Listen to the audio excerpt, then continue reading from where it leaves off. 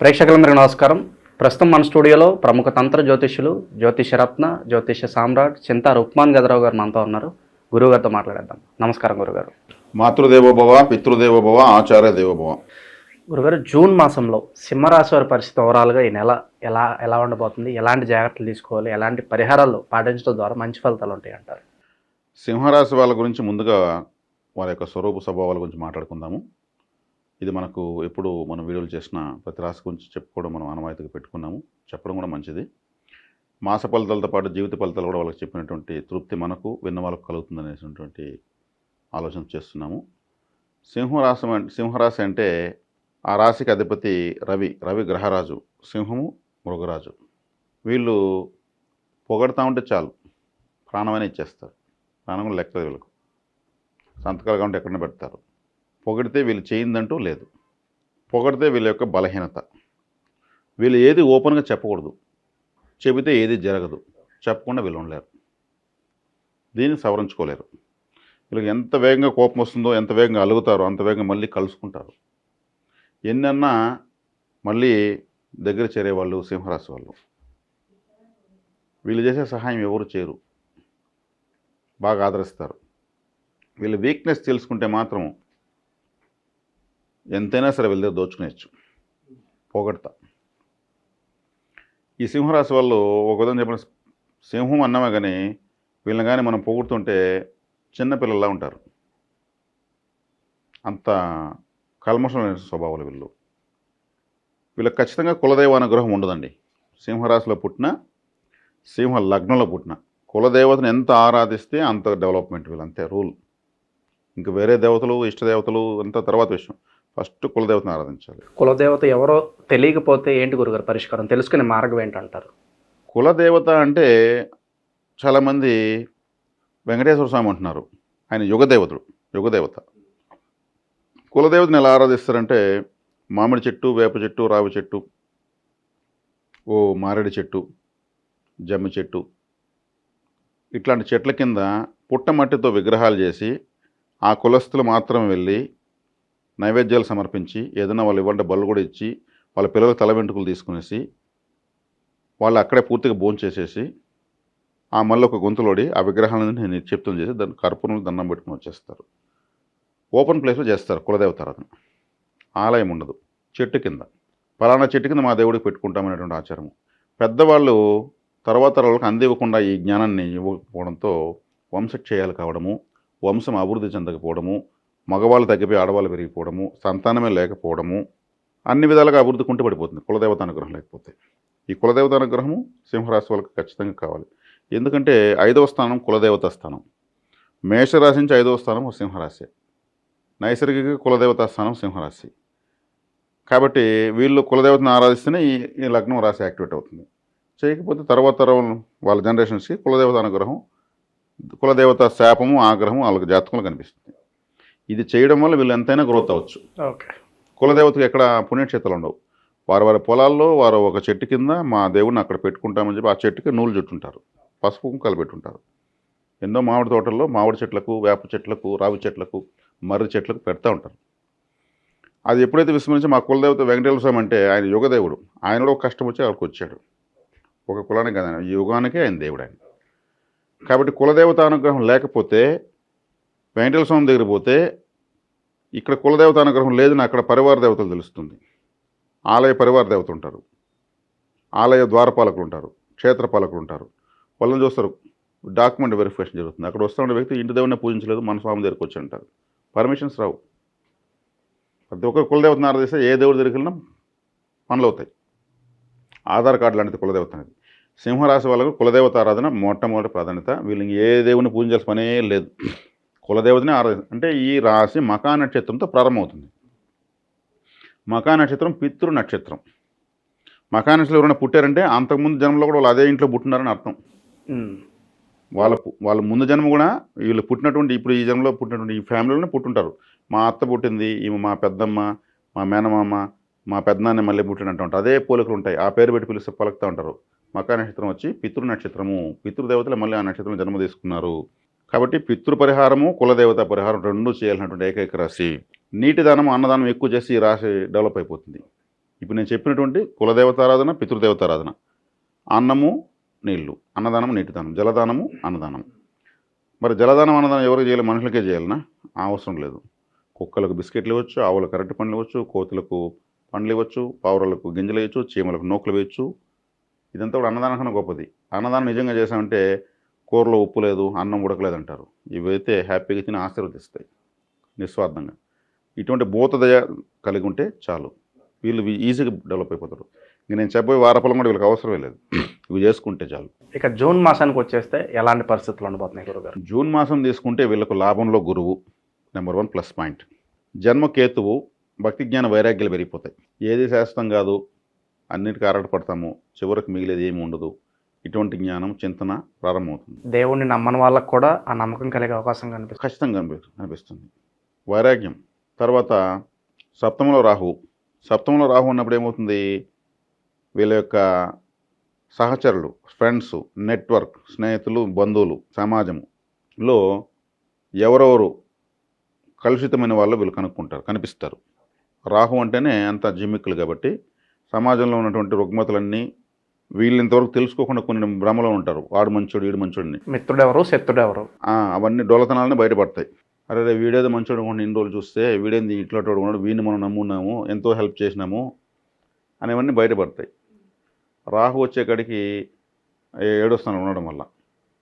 అదేవిధంగా అష్టమంలో శని ఉన్నాడు. అష్టమంలో శని అంత మంచివాడు కాదు. అష్టమ శని అంటే ఈ రాశికి మొట్టమొదటి పాపగ్రహం శనేశ్వరుడే. మొట్టమొదటి పాపగ్రహం పోయి అష్టమ స్థానంలో కూర్చున్నాడు. కానీ శత్రువు కదా సింహరాశికి, శత్రువుకి బలం కోల్పోవడం మంచిది కదా, శత్రువుకి బలం పెరగకూడదు. అష్టమంలో పోయి శని బలాన్ని కోల్పోయింది. కాబట్టి అష్టమ శని గురించి భయపడాల్సిన లేదు. అష్టమ శని అంటే అది జలరాశిలో పడింది. నీళ్ళల్లో మనం పూర్తిగా మునిగిపోతే కంఫర్ట్గా ఉంటామా? కాబట్టి అష్టమ శని గురించి సింహరాశి వల్ల భయపడవలసిన అవసరం లేదు. దానికి వివరణ కూడా నేను ఇస్తున్నా. గ్రహానికి మనకి ఎప్పుడు కూడా మన శత్రువుకి ఎప్పుడు బలం పెరగకూడదని కోరుకుంటాం, వాడు కష్టాలు పడాలని చూస్తాం. 3, 6, 12 స్థానాలు లేదా 6, 8, 12 స్థానాలు పాపస్థానాలు. ఇది 8 అనేది పరమ పాపస్థానం. అష్టమంలో పడిపోయింది, గ్రహం అన్కంఫర్ట్గా ఉంది. దానిపైన చింతించాల్సిన పని లేదు. అష్టమ శని వచ్చేసింది, సింహరాశులు ఇంక లేదు. అష్టమ శని వచ్చేసింది, వీళ్ళకి ఏదో జరిగిపోతుంది, ఏమి జరగదు. అక్కడ గ్రహమే ఏమి చేయలేక తనకలాడుతూ ఉంటే వీళ్ళకేం చేస్తుంది? ముందు దాని ఏదైనా మనం చేయాలంటే దానికి బలం ఉండాల, ఆయుధం దాని చేతిలో ఉండాల.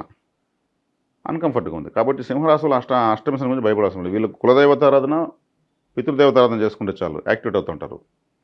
సప్తమంలో రాహున్నాడు కాబట్టి సమాజంలో ఉన్నటువంటి వీళ్ళకి ఇంతవరకు తెలియనటువంటి వీళ్ళేదో భ్రమించుతూ ఉన్నటువంటి విషయాలన్నీ ఇవి భ్రమలు, నీ భ్రమలను పక్కన పెట్టు, వాస్తవాలు ఇదని తెలుస్తాయి. జన్మలో కేతున్నాడు కాబట్టి భక్తి జ్ఞాన వైరాగ్యాలు ఇవన్నీ కలుగుతాయి. అది మంచిదే, అది ఒక అదృష్టం. అలా రావాలి, ప్రతి ఒక్కరికి రావాలి. అది రాకపోతేనే పుట్టిన దానికి సార్థకత ఏమి అర్థం కాదు. లాభంలో గురువు ఉన్నాడు కాబట్టి ధనకారకుడు, పుత్ర సంతానకారకుడు, జ్ఞానకారకుడు, మనీ ఫ్లో బాగుంటుంది అంటారు. ఉంటుంది. వీళ్ళు ఆ మనీని వృధా ఖర్చు కూడా చేసుకోరు. తెలిసి ఇంకెవరికి ఇప్పుడు మనం ఒకరికి ఇచ్చే డబ్బు తప్పు, ఎవడు బాధ వాడు పడుకొని అనేటువంటి పరిస్థితికి రావడం మంచిది సింహరాశి వాళ్ళు. ఇక వ్యాపారస్తులకు ఎలా ఉంటుంది గురుగారు? వ్యాపారస్తులు బాగానే ఉంటుంది. లాభంలో గురువు ఉన్నాడు, చేసే ధనకారకుడు లాభంలో ఉన్నప్పుడు చేసే వ్యాపారం లాభాలు ఉంటాయి. పార్ట్నర్షిప్ బిజినెస్లో కలిసి వస్తాయా? కలిసే రావు. పార్ట్నర్స్ యొక్క డొల్లతనం బయటపడుతుంది, ఓకే, వాళ్ళ దొంగలను బయటపడుతుంది. దొంగ కావాలంటే రాహుబలమే కావాల్సింది. రాహు దొంగ, అమృతం దొంగలిచ్చాడు కదా, అమృతం దొంగలిచ్చే ఆయన మహావిష్ణు ఏమర్చాడు. కాబట్టి దొంగ అవ్వాలంటే రాహుబలం ఉన్నవాడు దొంగ అవుతాడు. డాన్ కావాలన్నా, ఓకే, మాఫియా కింగ్ అంటారు, అవన్నీ కావాలంటే రాహువే. రాహు వాడు పార్ట్నర్షిప్లో ఉన్నప్పుడు పార్ట్నర్ అనేవాడు కలిసి రావు, భాగస్వామ్య వ్యాపారాలు కలిసి రావు. ఇంకా నెగిటివ్ ఫలితాలు ఏమున్నాయి గురుగారు? ఈ పలానా విభాగాల్లో చాలా అంటే ఇప్పుడు వివాహ ప్రయత్నాలు చేసేవాళ్ళు, ఇప్పుడు పార్ట్నర్ అనేది రాకుండా చెప్పాను కదా, ఆల్రెడీ అయిపోయిన వాళ్ళు అది అయిపోయింది, అది కంప్లీట్. ఇంకా పార్ట్నర్షిప్లోకి అంటే జీవిత భాగస్వామ్యంలోకి వెళ్ళే వాళ్ళు డాక్యుమెంట్ వెరిఫికేషన్ చేసుకోవడం మంచిది. డాక్యుమెంట్ వెరిఫికేషన్ ఏమి?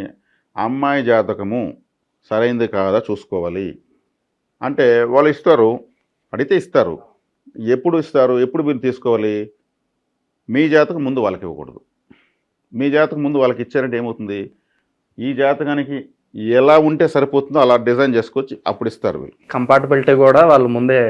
కాబట్టి ముందుగా సింహరాశి వాళ్ళు జాతకం ఇవ్వకూడదు. మీ జాతకం మాకు ఇవ్వండి అని చెప్పాలి. ఇలా చేస్తే డాక్యుమెంట్ వాళ్ళ డాక్యుమెంట్కు మనకు సెట్ అవుతుంది, మనం చూసుకోవాలి. ముందు అబ్బాయి జాతకం కానీ పోయిందంటే అటువైపు ఫేక్ డాక్యుమెంటే మ్యాచింగ్ చేసుకొచ్చేస్తారు. ఒక జ్యోతిషుడికి ఎవరికో ఒకరిని ఇస్తారు, దీనికి కరెక్ట్గా ఇన్ని పాయింట్లు రావాలి, భర్త స్థానం బాగుండాలి అనే విధంగా ఒక చార్ట్ గీసి అని చెప్పేసి ఇచ్చేస్తారు. వీళ్ళకు వస్తుంది సూపర్. ఇప్పుడు 13 ఏళ్ళు దాటితే అందరూ అమ్మాయిలు బాగానే ఉంటారు, కళగానే ఉంటారు. అమ్మాయిలు అందచందాల గురించి బాధపడాల్సిన లేదు. చదివేస్తున్నారు, ప్రతి ఒక్కరు ఇబ్బంది ఏం లేదు. వీళ్ళకి మ్యాచింగ్ అటు డాక్యుమెంటు ఫేక్ డాక్యుమెంట్ వచ్చేస్తుంది. అది ఎలా తెలుస్తుంది వీళ్ళకి? మళ్ళీ ఎప్పుడు తెలుస్తుందంటే, వీళ్ళు ఆ అమ్మాయి పేరుతో మళ్ళీ ఇన్సూరెన్స్ చేయాలంటే ఆ అమ్మాయి టీసీలు సర్టిఫికేట్లు కావాల్సి వస్తుంది. అప్పుడు టీసీలో అసలు డేట్ ఆఫ్ బర్త్ ఉంటుంది. ఆ డేట్ ఆఫ్ బర్త్లో అబ్బాయి కన్నా పెద్దది ఉండొచ్చు. ఆ డేట్ ఆఫ్ బర్త్ వరకు వీళ్ళకి ఇచ్చిన జాతకం ప్రకారం లేకపోవచ్చు. అప్పుడు బయటపడతారు. అప్పటి వరకు తెలియదు. ఏంది బాగుందని చేసుకున్నాము, మనస్పర్ధలు వస్తున్నాయంటే 1 సంవత్సరం 2 ఏళ్ళు మామూలే. ఒక బిడ్డకు తెల్లయ్యే వరకు మళ్ళీ బిడ్డ మాయలో పడి ఏమో గొడవ లేదులే ఇట్లా సర్దుతూ ఉంటారు. మధ్యలో బ్రోకర్లు చేసే పనులు ఇవి. ఈ బ్రోకర్ వీళ్ళు ఇట్లాంటి జిమ్మికులు లాజికల్ చాలా తెలుసుకుంటారు. నేను ఎందుకు అబ్బాయి జాతకం తెస్తా, మీ అమ్మాయి జాతకం తెస్తాను, మీ అమ్మాయికి దోషాలు ఉన్నాయి కదా, దోషాలు లేకుండా ఒక డిజైన్ చేపిస్తాను, నాకు జ్యోతిష్యుడు ఉన్నాడు, మ్యాచింగ్ చేసేస్తా, సెట్ చేసేస్తా, నీ సైడ్ నుంచి కమిషన్ నువ్వు ఇచ్చేయి, వాళ్ళ సైడ్ నుంచి కమిషన్ వాళ్ళు ఇచ్చేస్తారు, మధ్యలో మీరు కొట్టుకొని అంటారు. ఓకే. కాబట్టి సింహరాశి వాళ్ళు ఇప్పుడు జీవిత భాగస్వామ్య స్థానంలో రాహువు ఉన్నాడు. కాబట్టి రాహువు మాయ చేస్తాడు, ఏమారుస్తాడు, మోసం చేస్తాడు. కాబట్టి మీరు ముందుగా డాక్యుమెంట్ ఇవ్వకూడదు. ఓకే. లేదంటే మోసపోతారు. ఇంత వివరణ ఇవ్వాల్సి వచ్చింది, ఎందుకంటే ఇది లైఫ్. సింహరాశి వాళ్ళకి ఇప్పుడు చాలా ఈ విషయంలో చాలా డేంజర్ ఉంటుంది. అదేవిధంగా కెరీర్ పరంగా అవకాశాల్లో కూడా మోసపోయే అవకాశాలు ఎక్కువనే ఖచ్చితంగా ఉంటాయి. రాహు ప్రభావం లగ్నంలో పడింది కదా, మోసపోయారు అనుకో, అదే వైరాగ్యం. ఏది శాశ్వతం కాదు, నన్ను ఏమర్చి వాడు ఏం చేస్తాడు, వాడు అనుభవిస్తాడు, నాది కాంది నాకు రాదు, నాదేది నాకు నేను గుమ్ముంట కూడా వస్తుంది, ఇట్లాంటి వేదంతో స్టార్ట్ అయిపోతుంది. చేసే మిస్టేక్ చేసేసి ఆల్రెడీ చాలా వరకు కోల్పోయాం కాబట్టి ఇంకా పోగొట్టుకోవడానికి ఏది లేదు నా దగ్గర అనే భావన అయితే వస్తుందంటారు. ఒక విధమైన శ్మశాన వైరాగ్యం వచ్చేస్తుంది. శ్మశాన వైరాగ్యం అంటే ఏమి? ఆ శ్మశానంలో పోతే మనం కూడా ఒకప్పుడు వీడికి రావాల్సిందే, ఎందుకు ఏరాటాలు పోరాటాలు అనే విధంగా వచ్చేస్తుంది. జన్మలో కేతు తల్లలేని గ్రహం వస్తుంది, వైరాగ్యకారుడు. కాబట్టి గురువు చక్కగా బాగున్నాడు, శని అన్కంఫర్ట్లో ఉన్నాడు, ఆయన గురించి పట్టించుకోవాల్సిన లేదు. ఆయన ఏదో చేసి దొల్లించి పొలిచేది నష్టం చేసేది ఏం లేదు. రాహు ఏమారితే 7 o'clock బ్లేడ్ వేసేస్తాడు. కేతు ఏమి పోతే పోయిందిలే, ఏది శాశ్వతం కాదు, ఆశలన్నింటినీ హంచేస్తాడు. ఇంకా వివాహ విషయాల్లోనే కేర్ఫుల్గా ఉండాలి. అక్కడేమవుతుంది, ఫేక్ డాక్యుమెంట్లు ఎంటర్ అవుతాయి. ఇప్పుడు తెలివితేటలు పెరిగిపోయినాయి. కాబట్టి ముందుగా డాక్యుమెంట్ ఇవ్వకూడదు. సింహరాశి వాళ్ళకి ద్వితీయ లాభాధిపతి బుధుడు అంటే డాక్యుమెంటు. కాబట్టి అనుకూల గ్రహం కాదు బుధుడు. కాబట్టి దానికి కొంచెం కేర్ఫుల్గా చూసుకోవాలి. ఈ టైంలో విదేశాలకు వెళ్ళడం కరెక్టేనంటారా? విదేశాలకు వెళ్తే కూడా మోసపోతారండి బ్రోకర్ల ద్వారా. ఆ వీసా పాస్పోర్ట్ ప్రాబ్లమ్స్, డాక్యుమెంటే చెప్పాను నేను, దాంట్లో తేడాలు రావడము, మళ్ళీ రిజెక్ట్ కావడము, మళ్ళీ ఇట్లంతా అవుతూ ఉంటాయి. గురుగారు, ఇక్కడ ప్రధాన సమస్య వచ్చేసరికి వైరాగ్యం కలగటం, అలాగే మోసపోయే అవకాశాలు ఎక్కువగా ఉండడం. దీన్ని అధిగమించడానికి మంచి రెమెడీస్ ఏమైనా ఉంటే చెప్పండి. మంచి రెమెడీస్ అంటే ముందు వీళ్ళు సెల్ఫ్ ప్రిపరేషన్ కావాలండి. సింహరాశులు బై బర్త్ నేను చెప్పాను కదా, పొగిడితే వీళ్ళు ఏమైనా చేస్తారని చెప్పాను. వీళ్ళ బర్త్ యొక్క లక్షణం అది, పుట్టుకతో వచ్చిన లక్షణం. దాన్ని వీళ్ళు సవరించి ఏ రోజు సవరించుకుంటారో ఆ రోజు నుంచి ఇంకొక ప్రపంచాన్ని చూస్తారు. అదేవిధంగా కులదైవానుగ్రహం లేదు వీళ్ళకని చెప్పాను. కులదేవతను ఎక్కువగా ఆరాధించాలి, పితృదేవతలను ఎక్కువ ఆరాధించాలి. పితృ నక్షత్రంతో ఈ రాశి స్టార్ట్ అవుతుంది.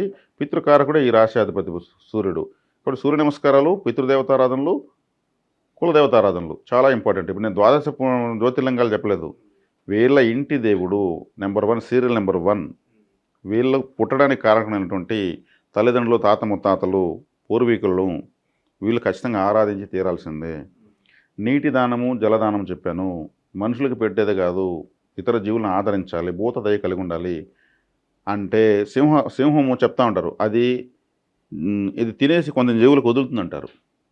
సింహం వేటాడితే కొన్ని జీవులకు అది ఫుడ్ పెడుతుంది. తన కడుపు నిండితే తన ముందే వేరే జంతువులు తిన వేటాడదు, 4 వైపులా చూసుకొని వెళ్తుంది అని చెప్తారు. అదే క్వాలిటీస్ వీళ్ళు పాటించాలి. అందుకే ఆ జంతువుని ఈ రాశికి పెట్టారు. కాబట్టి జూకు వెళ్తే సింహం చోట ఎక్కువసేపు ఉండాలి. వీళ్ళకి దగ్గర డబ్బు ఇవ్వగలిగితే సింహానికి ఒక రోజు ఫుడ్కు డొనేట్ చేయాలి. దాతలకు ఆహ్వానం రాసుంటారు అక్కడ. నరసింహస్వామి క్షేత్రాలకు ఎక్కువ వెళ్ళాలి. సింహాన్ని పెద్ద ఫోటో ఇంట్లో పెట్టుకోవాలి. నరసింహస్వామి యొక్క లక్ష్మీ నృసింహ కరావలమ స్తోత్రం ఎక్కువ వినొచ్చు, యాక్టివేట్ అవుతుంది, రాసి యాక్టివేట్ అవుతుంది. ఇవి వీళ్ళకు ఇవన్నీ కూడా శ్రమతో కూడుకున్నవేం కావు. ఇవి ఇంటి దేవుణ్ణి వీళ్ళు చేలో పెట్టుకోవచ్చు, బహిరంగ ప్రదేశాలు చెట్ల కింద పెట్టుకోవచ్చు. కులదేవతను పితృదేవతలను అమావాస్య రోజు ఆరాధించుకోవచ్చు.